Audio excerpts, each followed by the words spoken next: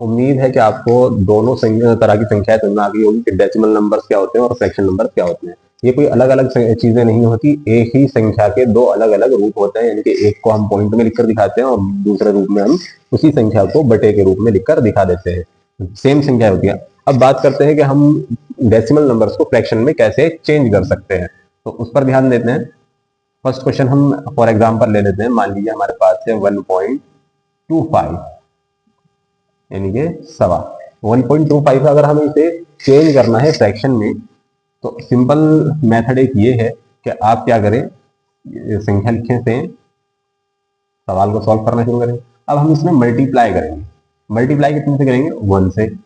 अब क्योंकि मल्टीप्लाई के क्वेश्चनों में हम समझ चुके हैं कि जिस भी संख्या में 1 से मल्टीप्लाई किया जाता है तो उसका आंसर 1 ही रहता है, मतलब वही संख्या रहती है, उसमें कोई चेंज नहीं आता। तो अगर मैं इसमें 1 से मल्टीप्लाई करूंगा तो कोई चेंज तो आएगा नहीं। एक तो ये बात। दूसरी बात ये आ जाती है इसमें कि मैंने यहाँ पर बटा खींचा, यानी कि एक नंबर ऊपर लिया है और एक नंबर नीचे लिया है। अब नीचे क्यों लिया है? कि हमारे जो फ्रैक्शन नंबर्स होते हैं, यानी कि इस तरह की जो भिन्न संख्याएं होती हैं, उनमें हमें जब भी मल्टीप्लाई करना हो या डिवाइड करना हो, हम दोनों साइड करते हैं, यानी कि ऊपर की साइड भी और नीचे की साइड भी। तो इसीलिए ऊपर भी एक नंबर लिखा और नीचे भी एक ही नंबर लिखा है। अब क्योंकि एक से मल्टीप्लाई करने में तो कोई चेंज आएगा नहीं, तो हम क्या करते हैं कि जितने हमारे डिजिट होते हैं पॉइंट के लेफ्ट साइड, जैसे कि यहाँ पर पॉइंट लगा हुआ है इस सवाल संख्या में, अब इसके लेफ्ट साइड एक दो दो डिजिट हमारे हैं, तो हम यहाँ पर जीरो भी दो ही रखेंगे।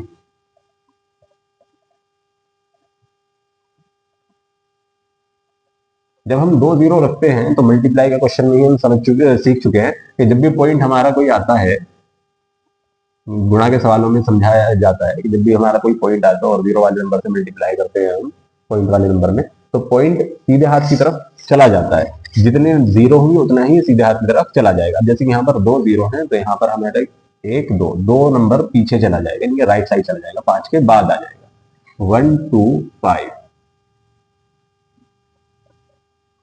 और अपॉन में 100 अपॉन 100। अब पॉइंट मैंने इसमें नहीं लगाया। पॉइंट ना लगाने की वजह ये है क्योंकि जब लास्ट में हमारा पॉइंट आता है तो उसको लगाकर दिखाने की जरूरत नहीं होती, इसीलिए मैंने यहाँ पर 125 यानी कि 125 और बटे में 100 लिख दिया। अब चाहे तो हम यहाँ पर इसको छोड़ सकते हैं, यहाँ पर हमारा काम कंप्लीट हो चुका। लेकिन अगर इससे आगे भी सॉल्व करना चाहें तो कर सकते हैं, क्योंकि 125 और 100 दोनों ही सेम टेबल में आते हैं, 5 के टेबल में भी आते हैं और 25 के, यानी कि 5 के पहाड़े में भी आते हैं और 25 के पहाड़े में भी आते हैं। तो अब हम इनको काटते हैं, यानी कि डिवाइड करते हैं। सो अगर हम 25 के टेबल से डिवाइड करेंगे तो 4 टाइम्स में, और 125 को डिवाइड करेंगे तो 5 टाइम्स में डिवाइड हो जाता है,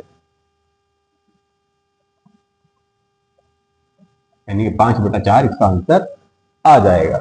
इस तरह से हम किसी भी पॉइंट वाली संख्या को बटे वाली संख्या में चेंज कर सकते हैं। एक तरीका तो ये है, लेकिन इसमें कंफ्यूजन ये हो सकती है कि हम यहाँ कितनी जीरो लें मल्टीप्लाई करने की। इसलिए एक तरीका और हम बता देते हैं, 1.75। ये हम एक क्वेश्चन लेते हैं। अब इसी को आगे सॉल्व करना शुरू करते हैं। तो 1.75 इसमें हमें अलग से मल्टीप्लाई नहीं करनी होती। हम क्या करते हैं, इसी के नीचे एक बटा खींचते हैं, जो भी हमारी संख्या है उसी को आगे लिखेंगे, बटा खींचेंगे, बटे के नीचे 1 लगाएंगे, क्योंकि 1 चाहे मल्टीप्लाई करें तब भी कोई अंतर नहीं आता संख्या में, और 1 से भाग करें तब भी कोई अंतर नहीं आता।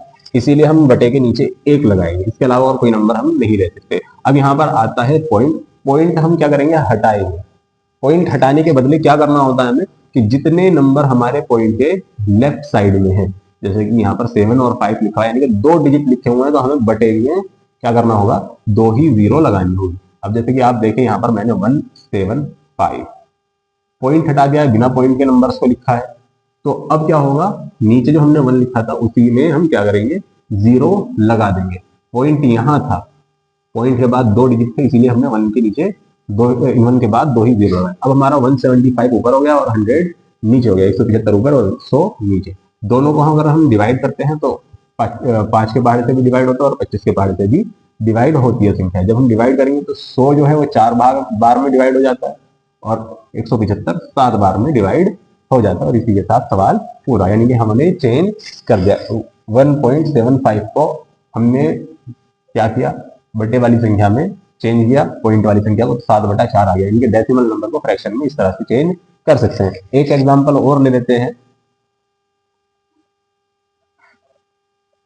21.7 0, 21.7 ये हमने संख्या आगे उतारी, बटा खींचेंगे, बटे के नीचे 1 लगाएंगे। अब सेम वही काम करना है कि नेक्स्ट लाइन में हमें क्या करना है, पॉइंट के बगैर इसको लिख देना है।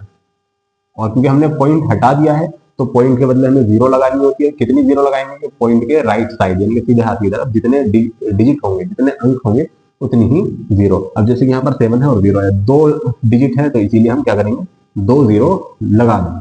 अब जब हमारी 2 0 लग गई है तो ऊपर हो गया 2170 और नीचे हो गया 100। अगर हम डिवाइड करते हैं तो 10 से दोनों संख्याएं कट जाती हैं, ये कहें 0 से 0 कट जाती है तो ऊपर रह जाता है 217 और नीचे रह जाता है 10। और यही हमारा बटे में चेंज हो गया, डेसिमल से फ्रैक्शन में चेंज हो गया। एक एग्जांपल और ले लेते हैं, 0.75। अब यहाँ पर पॉइंट से पहले यानी कि पॉइंट के लेफ्ट साइड कोई भी नंबर नहीं है, सिर्फ 0 है। 0 इसीलिए लगाई जाती है क्योंकि पॉइंट से पहले कोई ना कोई नंबर लिखा हुआ होना चाहिए। अगर हम पॉइंट से पहले 1 2 3 4 5 6 7 8 9 में से कोई सभी नंबर लिख देते हैं तो संख्या का मान बदल जाता है, इसीलिए हम 0 का यूज करते हैं। बाकी सेम उसी तरह से होगा, 0.75 बटे में क्या कर देंगे, 1 लगा देंगे। अब वही नेक्स्ट लाइन में पॉइंट की हटा देंगे। अब जब पॉइंट हटाएंगे तो 0 भी हट चुका होगा क्योंकि 0 जो है वो पॉइंट के वजह से लगा हुआ था। जब पॉइंट हट जाएगा तो 0 भी अपने आप हट जाएगा। अब 1 है, पॉइंट के बाद 2 डिजिट है इसीलिए हम क्या करेंगे, 2 डिजिट लगाएंगे और सॉल्व कर देंगे। 75 और 100 दोनों संख्याएं 5 के पहाड़े में आती हैं और 25 के पहाड़े में आ जाती है। तो मैं 25 से डिवाइड करूंगा, 75 को डिवाइड करूंगा 25 से तो 3 बार में, और 100 को भाग करूंगा 4 बार में।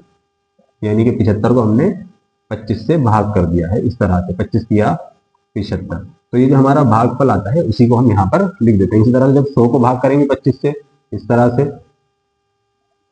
25 चौक 100, तो ये भागफल यहाँ लिख दिया। यानी कि 25 से जब हम भाग करते हैं तो 75 3 बार में भाग हो जाता है और 100 4 बार में भाग हो जाता है। इस तरह से किसी भी डेसिमल नंबर को आसानी के साथ फ्रैक्शन में चेंज किया जा सकता है। उम्मीद है कि आप लोगों को ये क्वेश्चन समझ में आ गए होंगे। बस रिवाइज कर लेते हैं कि फ्रैक्शन नंबर किसे कहते हैं। यानी कि बटे में जो लिखी हुई संख्या होती है, एक नंबर तो हमारे ये होते हैं जैसे कि 1 2 3 4 5 6 7, इस तरह से जितने भी हमारे नंबर्स होते हैं ये तो हमारे नॉर्मल नंबर्स होते हैं।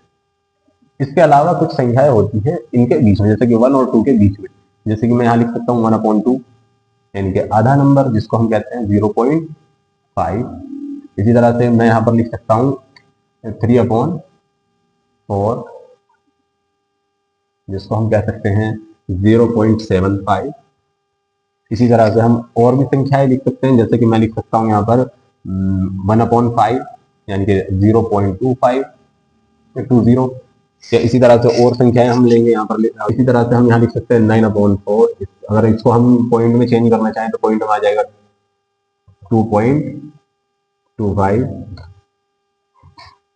तो ये जो बटे वाली संख्याएं होती है यानी कि एक संख्या ऊपर होती है और एक संख्या नीचे होती है।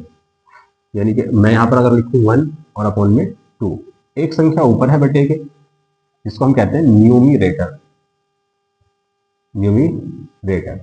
और एक संख्या होती है बटे के नीचे जिसको हम कहते हैं डिनोमिनेटर, डिनोमिनेटर। ऊपर वाली संख्या को न्यूमिनेटर और नीचे वाली संख्या को डिनोमिनेटर।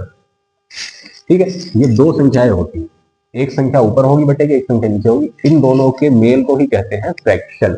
इस पूरी संख्या के जोड़ को क्या कहते हैं, फ्रैक्शन, यानी कि भिन्न। हिंदी में भिन्न और इंग्लिश में फ्रैक्शन कहते हैं। अब ये कोई अलग संख्याएं नहीं होती, जो दो नंबरों के बीच में पॉइंट वाले नंबर्स हमारे आ जाते हैं जिनको हम डेसिमल नंबर्स कह देते हैं, उन्हीं का दूसरा रूप होता है बटे वाला, जिसको हम कहते हैं फ्रैक्शन, न्यूमिनेटर और डिनोमिनेटर में बटा हुआ। अब पिछली क्लास में हमने सीखा था कि पॉइंट वाली संख्या यानी कि डेसिमल नंबर्स को बटे वाली संख्या फ्रैक्शन में चेंज कैसे करता है। आज हम इसका उल्टा करना सीखेंगे, यानी कि बटे वाली संख्या को फ्रैक्शन में कैसे, फ्रैक्शन को डेसिमल में कैसे चेंज किया जाता है। ये कोई मुश्किल चीजें नहीं है। यहाँ पर मैंने 5 संख्याएं लिखी है, उन्हीं को मैं करके दिखा देता हूँ। जैसे कि मैंने लिखा है 1/2। आपने भाग के क्वेश्चन किए होंगे, इसमें सिंपल भाग ही करनी होती है और कुछ नहीं करना होता। मैं यहाँ पर करके दिखा देता हूँ। 1/2 लिखा हुआ है ना, तो 1 को हमें डिवाइड करना है 2 से।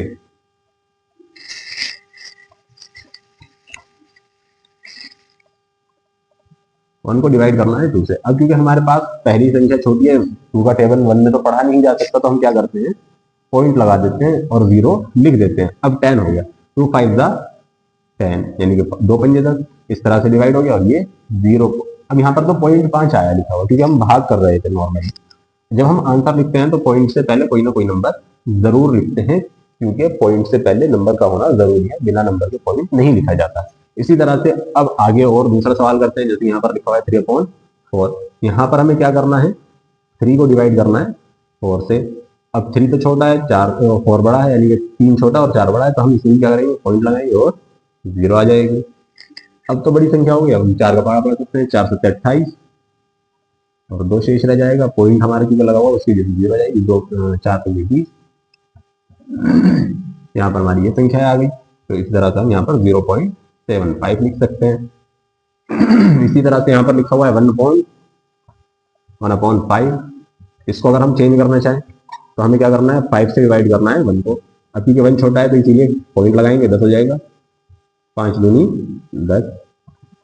अब हम इसको यहाँ पर सिर्फ 0.2 भी लिख सकते हैं, 0.20 लिख सकते हैं, क्योंकि ये लास्ट में हमने 0 लगाई है, इससे कोई इसका मान चेंज नहीं होता, ये अब भी इतना है। और अगर हम पॉइंट के बगैर इसको लिखे तब भी उतना ही है, इसकी वैल्यू में कोई चेंज नहीं आता। इसी तरह से अब यहाँ पर 9/4 लिखा हुआ है, इसको अगर हम डिवाइड करें तो वही 9 को यहाँ लिखेंगे और 4 को यहाँ, 9 को डिवाइड करेंगे 4 के टेबल से, 4 दूनी 8, घटाएंगे 1 बचेगा। अब यहाँ पर हम पॉइंट लगा देते हैं, ठीक है, 1 छोटा है। अब 1 छोटा है तो पॉइंट लगाए, यहाँ पर 0 आ गई, 10 हो गया, 4 दूनी 8, घटाएंगे 2 बचेगा, पॉइंट की वजह से फिर 0 आ जाएगा, 20 हो गया, 4 पंजे 20 और इस तरह से 2.25।